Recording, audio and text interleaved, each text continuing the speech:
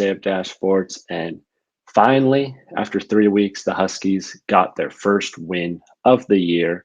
So it's going to be a positive show this week, I guess you could say.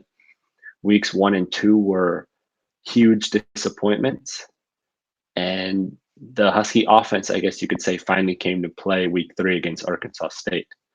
So it's going to be a different show than the last two, which I've been very negative at, for good reason, as the Huskies were very bad weeks 1 and 2. Week 3, Arkansas State, that all changed, getting the win 52-3. So a huge win for them. And their offense, who had been stuck in the mud for weeks 1 and 2 against Montana and Michigan, finally showed up in a big way. Against Michigan or against Montana, they only had 7 points. Against Michigan, only 10 points. And against Arkansas State, they put up 52 points. One of those was a defensive score, but still 45 points for an offense that had been nothing, that had done nothing all year long is a huge change and a huge change in the positive direction. Putting up the 598 yards also just shows what this offense is capable of. And as far as the question of can this continue, I think yes, it definitely can continue. And the major reason for why I feel it can continue is just that they have the talent. That's what you need in college football. You need to have talent on your rosters. And the Huskies have talent. They don't have the most 5-star guys out there, but they've got plenty of 4-star recruits. They've got plenty of guys who have shown they can play football, play college football at a high level. And that's what you need to succeed. They have playmakers on offense who just hadn't shown up in weeks 1 and 2, partly due to injuries. At the wide receiver position, they were very thin. I mean, against Montana, they were down their top 4 receivers. So against Montana, they were playing with 5th, 6th, and 7th string receivers. So, of course, they're going to struggle a bit in the passing game there. And then against Michigan, they got some of those guys back. But like a guy like Jalen McMillan, he was limited against Michigan. They kind of used him as more of a decoy, and Michigan, being a great team, didn't fall for it. So they just disregarded him, and he was unable to perform up to his standards. Against Arkansas State, well, let's just say against Arkansas State, Jalen McMillan was healthy, and he showed that. I mean, he put up, let's see the numbers. I think it was 10 receptions for 175 yards and 1 touchdown. He showed that he has talent. He showed why he was a highly recruited kid out of high school. Last year, as a true freshman, he kind of got thrown into playing maybe a bit more than he might have, with it being kind of a weird season, just 4 games. And there were a few injuries at wide receiver where he got more playing time as the year went on. However, he still only ended with 1 reception last year. This year, he started off the year injured. People maybe forgot about him a bit, but now you can't forget about him. I mean, he was the first player since 2016 John Ross in the Pac-12 to have over 150 receiving yards in the first half of a game. McMillan did that basically in the first 20 minutes, I think it was. With 10 minutes to go in the second quarter, he had around 7 catches for 152 yards. So McMillan got off to a really hot start and showed what this Husky offense is capable of when you run the correct plays, when you run what this offense is good at. I'll get into that more on what changed, but just continuing on with can this continue? Yes, it can. The Huskies have a great defense. Their great defense, it was there against Montana, and it was even there against Michigan. The run game, the run defense struggled. That's an understatement against Michigan, allowing 342 yards, I think it was. But the passing defense was there against Michigan, allowing only 44 yards for Michigan's quarterback. And against Arkansas State, let's see, they allowed 220 passing yards to a team that averages 450 passing yards a game. So that's big. They allowed only 48 yards on the ground.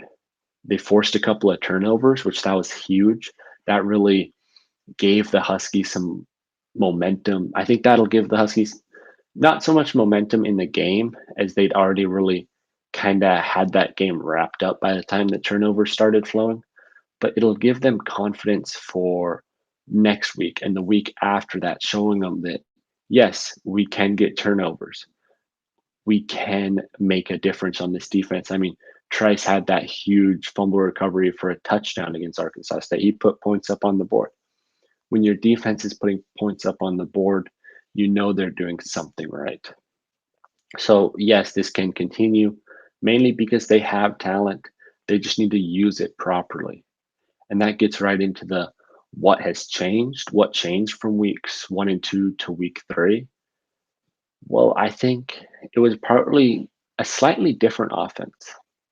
It was the same base philosophy of, the pro style that John Donovan likes, where he likes running the ball. He likes those up the middle runs. He likes the simple pass routes. It was that was still there. You could still see all that. You could still see that heavily influence. But you could see a few other things. They ran Wildcat for the first time all year. I mean, that'd been a staple in this Husky offense for years now, running Wildcat all the time. They used to do that. They do it all the time with Miles Gaskin. They did it last year, I'm pretty sure, still, yet this year, through 2 weeks, they hadn't run the play once.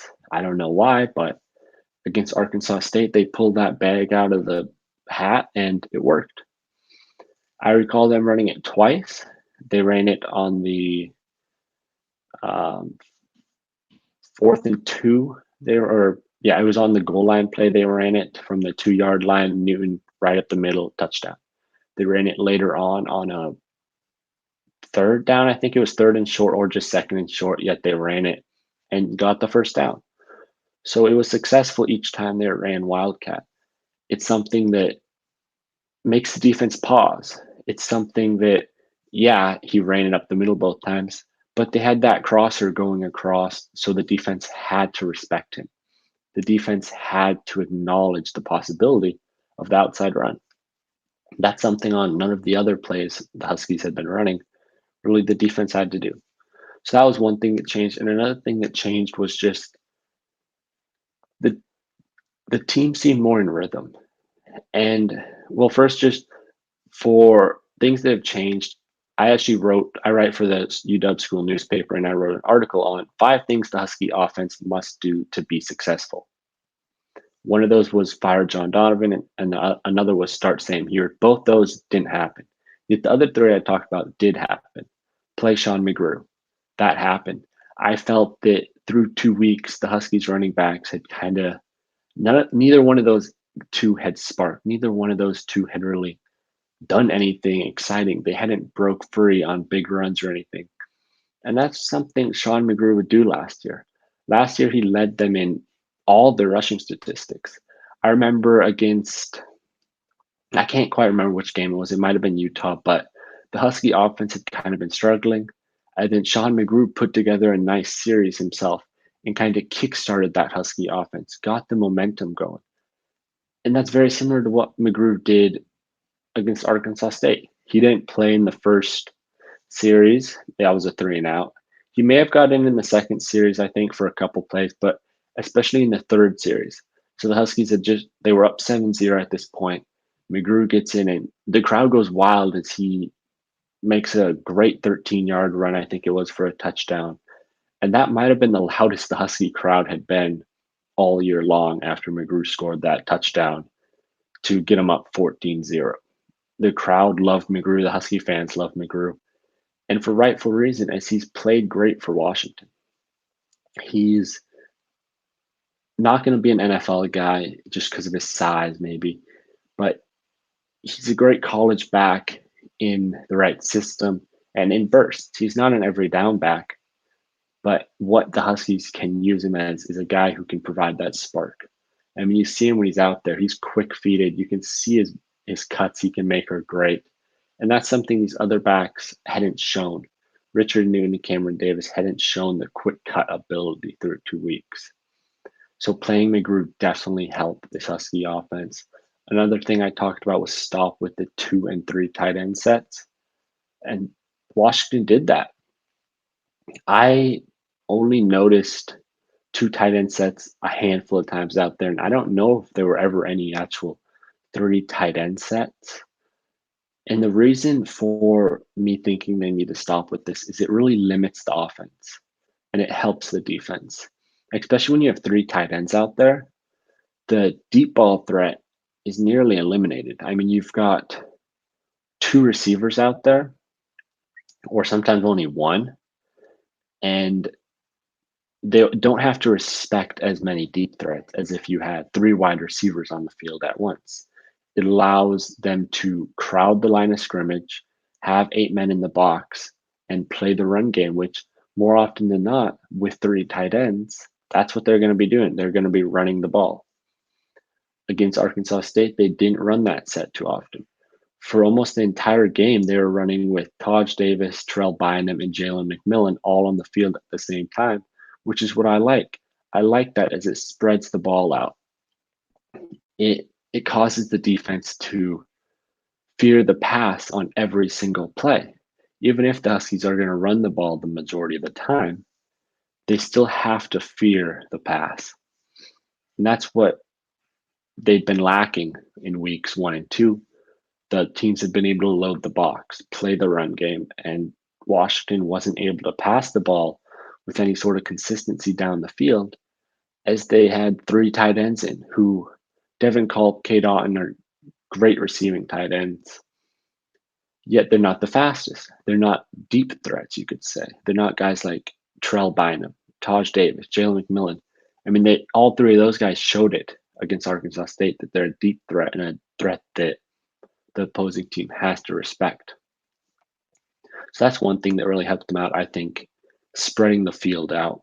And that almost leads into a little bit with the last piece I talked about with being aggressive, taking shots down the field, going forward on 4th down with actually smart plays like that wildcat play, or that wasn't a 4th down, but like the bootleg on the second series of the game. It's 4th and 1. You're going for it. You're in field goal range, but when you're going up against Arkansas State, you need some momentum. A field goal doesn't give you much. And instead of just running it up the middle, they opt to bootleg Dylan Morris outside, try and get him outside of the pocket, and he's able to find a wide open K. Dot running a corner route.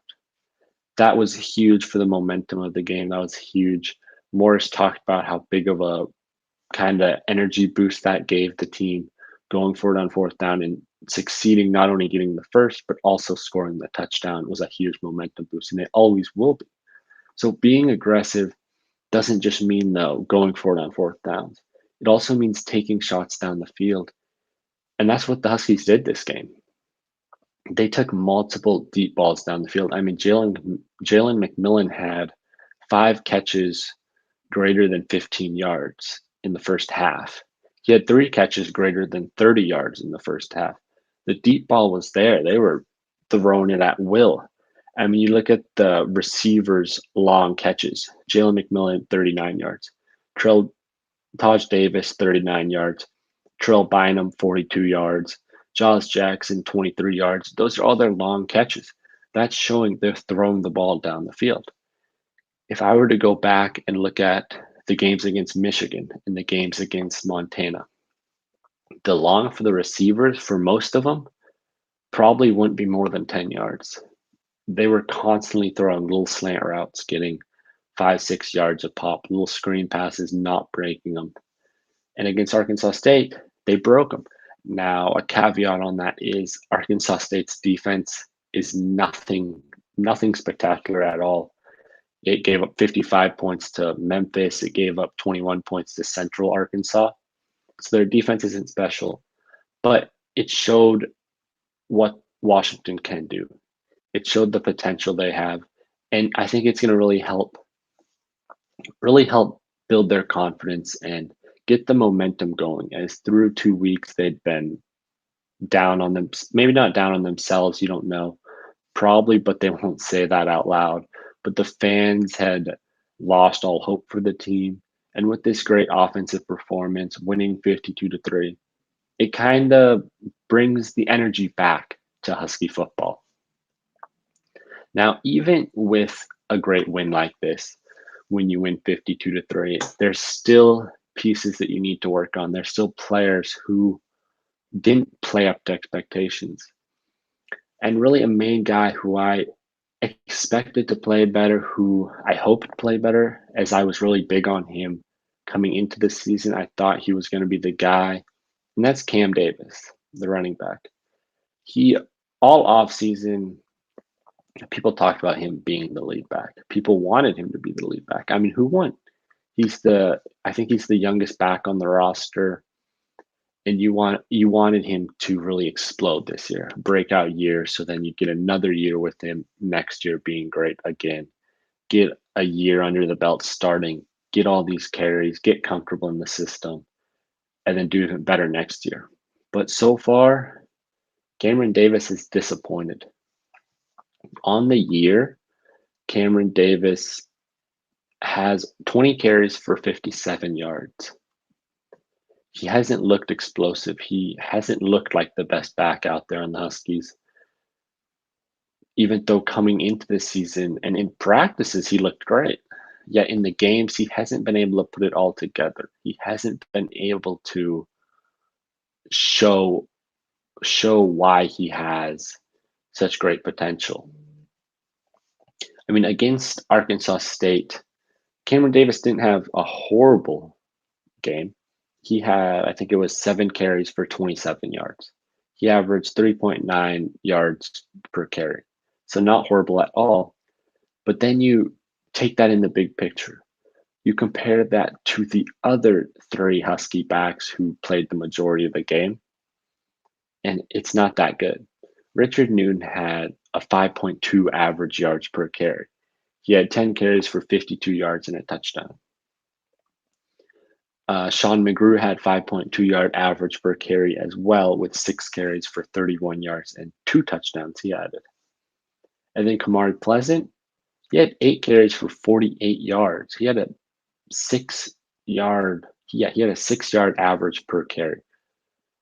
And so that 3.9 average per carry that Cameron Davis had doesn't look as good as it would look kind of just alone by itself when you don't see what the rest of the running backs were doing. So that was definitely a disappointment, as I thought he'd do great. He has great size for the position. He flashed a little bit last year in his little bit of time on the field, but he hasn't flashed yet this year. Maybe against Cal he can flash again, but who knows now with the way these other running backs have stepped up. Cameron Davis could get lost in the rotation.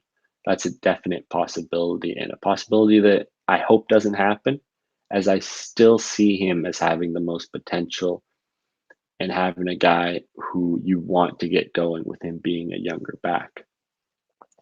Overall, though, I think the majority of the other guys on the team really did play great. There's not one other player I could really point out as having a horrible game. So getting now into topic 4, which it's who shined, who really stepped out, who broke out. And I just got to lead off with Jalen McMillan. You got to lead off with him, as this was his breakout game. This was his welcome to college football game.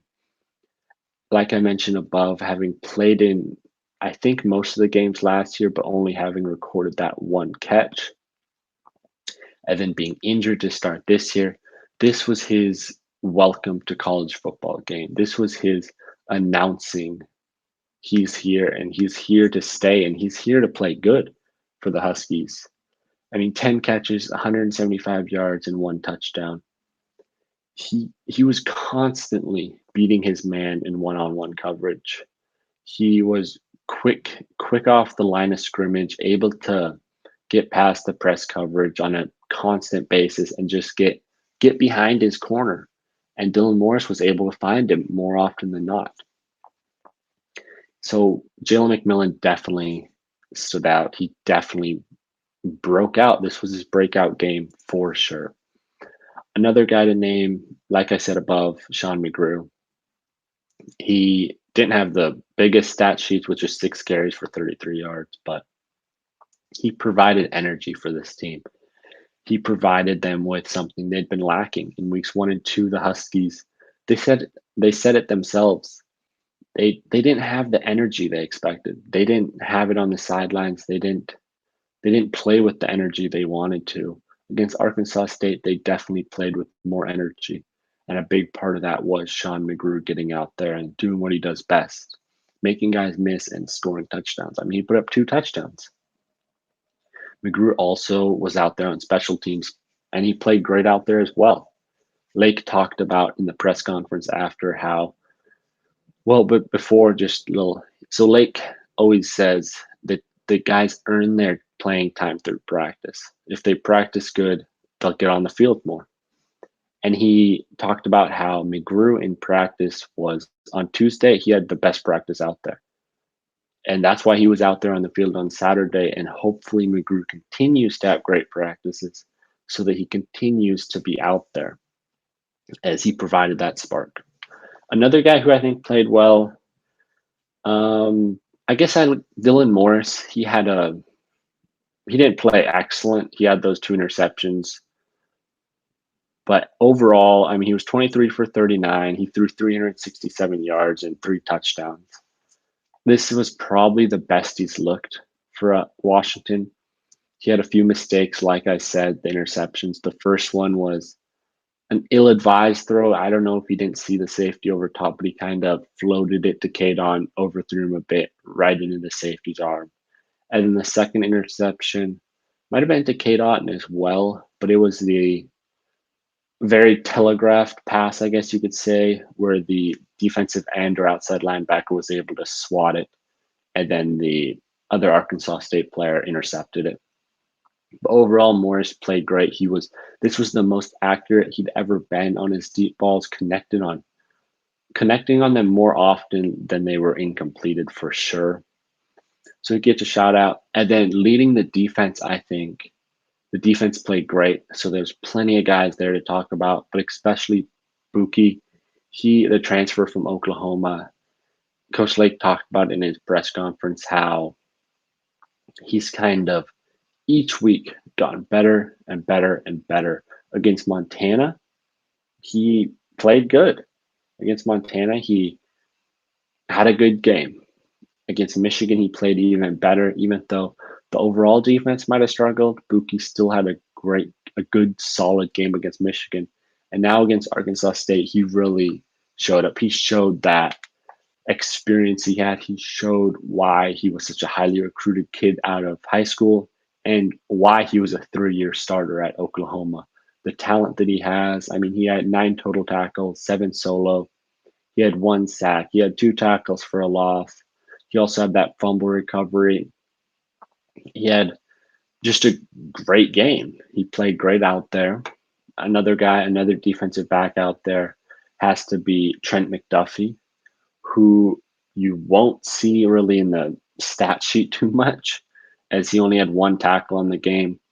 But he was constantly whenever the ball was thrown and it was incomplete or batted away or just super great coverage, more often than not, it would have been McDuffie. Now, McDuffie did go out with an injury.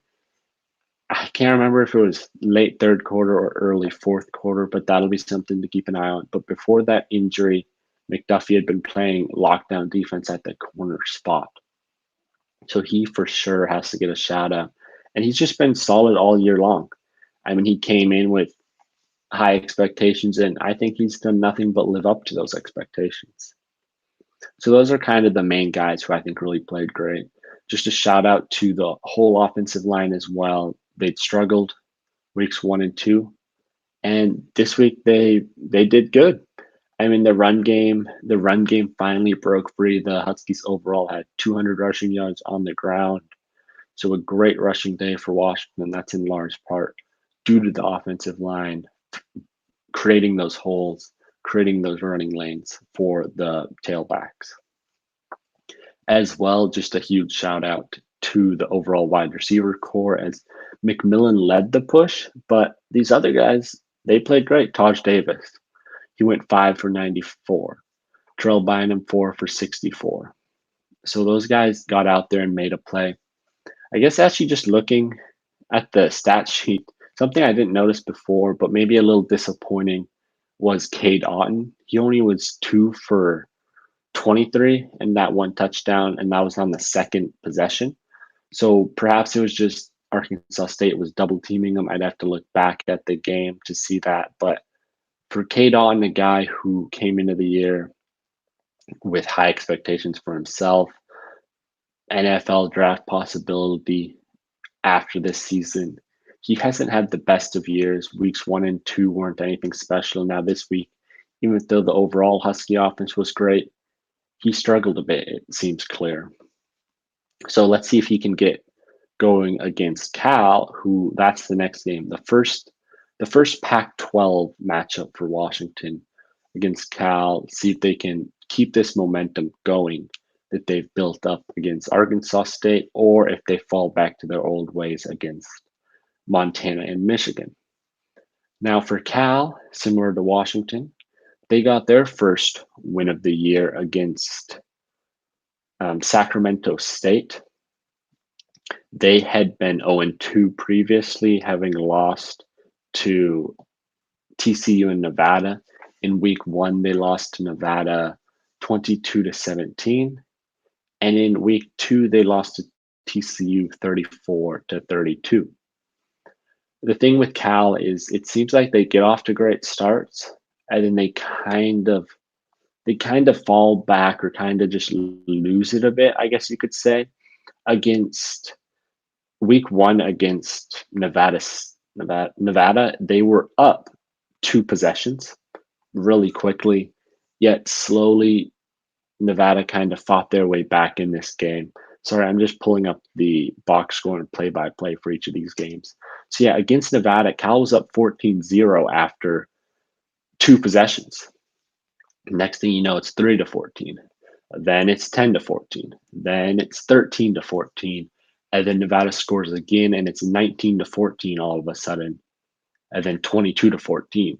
So Cal actually allowed 22 unanswered points against Nevada. They got off to the hot start, and then they disappeared on offense. Against TCU, it was very similar. Against TCU, Cal got up 19-7, and then next thing you know, it's 19-21 TCU, so another 14 unanswered points. So that's going to be big for Washington. If Cal gets off to a hot start, which it looks like they have in each of their games now. Let's see, against Sacramento State. Again, Cal was up 21-6, 28-6 at one point. They almost blew the lead to Sacramento State, so that's going to be huge for the Huskies. Even if Cal gets off to that big lead, just know that so far, Cal has shown an inability to keep their foot on the pedal, keep their foot on the gas, and keep building on their leads. So if the Huskies fall behind, it's going to be big to see their response. This will be against Montana. When they fell behind, they couldn't respond. Against Michigan, when they fell behind early, they gave no response really at all. Against Arkansas State, they didn't need to, as they were the one who got off strong to start, and they kept their foot on the pedal. So against Cal's had the number of the Huskies the last couple of years, winning in 2019, 20-19 in that wild game with the 3-hour lightning delay. And then in 2018, Cal won again 12-10. So these games have been low scoring. They've been a defensive battle. And I expect that again this year, with seeming like both of these offenses might struggle a bit, even though they both excelled last week, with Cal putting up 42 and Washington putting up 52 points. I think it'll be a lower scoring game again, a defensive battle. Yet I think the Huskies have kind of found themselves. I think they've found their groove. They're going to continue building on this Arkansas State momentum. Like I said, they've got the players, they've got the skills to win these games. So I think they win again. And I think they actually score more points than you might expect. I think it's going to be a final score of 24-20. So I think it's going to be a close game. Final possession, I guess you could say, for Cal getting stopped, or maybe just Washington being able to run the clock out. But it's going to be a close game. It's going to be 24-20.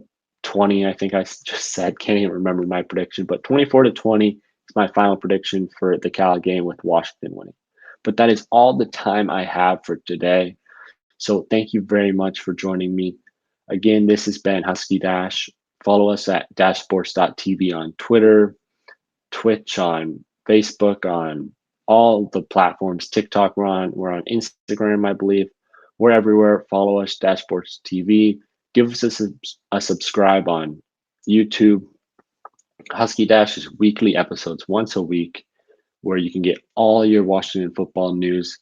I'll be going live every Sunday at noon, so I'll be recapping each Husky football game. So if you want to tune in again, tune in next week at noon. Again, I'm your host, Nathan Mathisen. You can follow me on Twitter at Nathan Mathisen. But this is all the time we have for today. It's been great talking.